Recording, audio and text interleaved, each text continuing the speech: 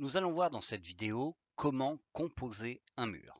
Lorsque je choisis un mur dans Revit, j'ai la possibilité d'aller sur tous les murs chargés par défaut.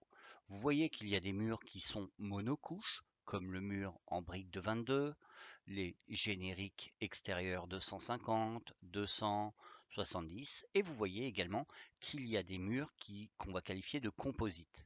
Nous avons ici par exemple un mur en parfum avec un isolant de 10 cm. Nous allons voir comment est-ce que nous pouvons les modifier et interagir avec. Donc, on va travailler sur ce premier mur et nous allons l'éditer. J'ai donc pris le mur extérieur parpaing de 20 plus isolant de 10. Je vais modifier le type et je vais le dupliquer. Pour l'instant, je ne vais pas lui donner d'autres noms. Vous voyez qu'il a pris le 11, il est automatiquement incrémenté, il est passé de 10 à 11. Alors il faut se méfier, on va le laisser pour l'instant. Je vais aller dans modifier la structure. Ici, nous avons la structure de notre mur.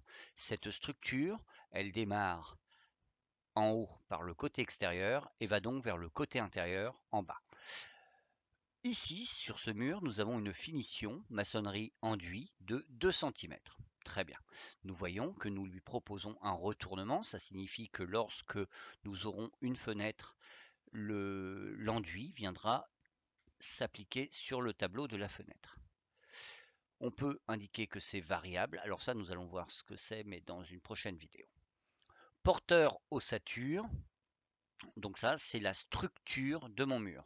D'ailleurs, vous voyez que la case matériaux structurels a été cochée. Alors ça a son importance si vous avez regardé la vidéo placer un mur, c'est-à-dire que lorsque je vais placer au nu extérieur structurel de mon mur, c'est la ligne de la couche principale ici qui va servir de référence pour l'alignement du mur. Si je suis à l'intérieur, c'est la ligne de la couche principale, couche du dessous, qui va servir pour le placement sur la ligne euh, du nu porteur intérieur. Voilà. Si je veux ajouter une couche, mettons qu'ici nous avons isolant vide, j'ai une maçonnerie isolante de 10 cm. Je souhaite qu'il y ait une couche de plâtre de façon à avoir une feuille de placo par exemple. Je viens sélectionner ma ligne, je lui demande d'insérer une nouvelle couche. Ici j'ai donc une couche porteuse, je vais la descendre puisque elle est le plus à l'intérieur possible. Je vais venir modifier, donc on va être sur du doublage. Voilà. Ici je vais aller choisir un matériau. Alors, sur mon ordinateur c'est un petit peu long, on va attendre. Je vais voir si j'ai quelque chose en plâtre. J'ai pas de plâtre. On va choisir pour... Ah, j'ai plâtre ici. Alors attendez, plâtre. Voilà. Je viens sélectionner la petite flèche pour l'ajouter au matériau.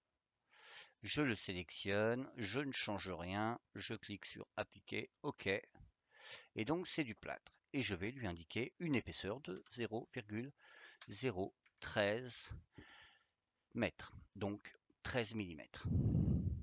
Je vais maintenant cliquer sur OK. Ordre incorrect pour les couches de priorité.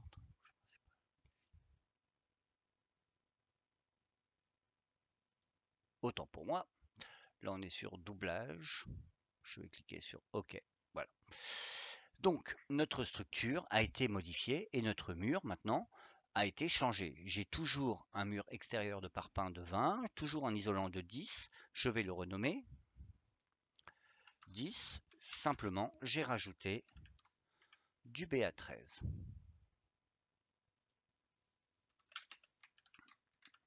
Voilà, je rajoute le BA13 dans le nom. J'ai maintenant mon mur qui a été modifié, sur lequel j'ai rajouté une couche de placo. Assez important ici, vous pouvez paramétrer la fonction du mur. Donc ça peut être un mur intérieur, un mur extérieur, un mur de fondation, de soutènement, une sous-face, une cage centrale. Ici, nous sommes bien sur un mur extérieur. Les graphismes, on verra ça un petit peu plus tard. Voilà, je peux appliquer et je peux venir dessiner mon mur. Donc si je zoome un petit peu, vous voyez que j'ai le mur qui apparaît et je vois les différentes couches. Je vois les différentes couches parce que ici j'ai des niveaux de détail. Si je me mets en niveau de détail faible, je vais voir un mur monocouche alors qu'il existe bel et bien plusieurs couches. Si je modifie ici moyen, je vois un peu plus de détails. Et si je vais sur élevé, ça ne change pas grand-chose sur ces murs. Ça n'apporte pas d'informations supplémentaires. Voilà, donc on a vu comment modifier la structure composite d'un mur.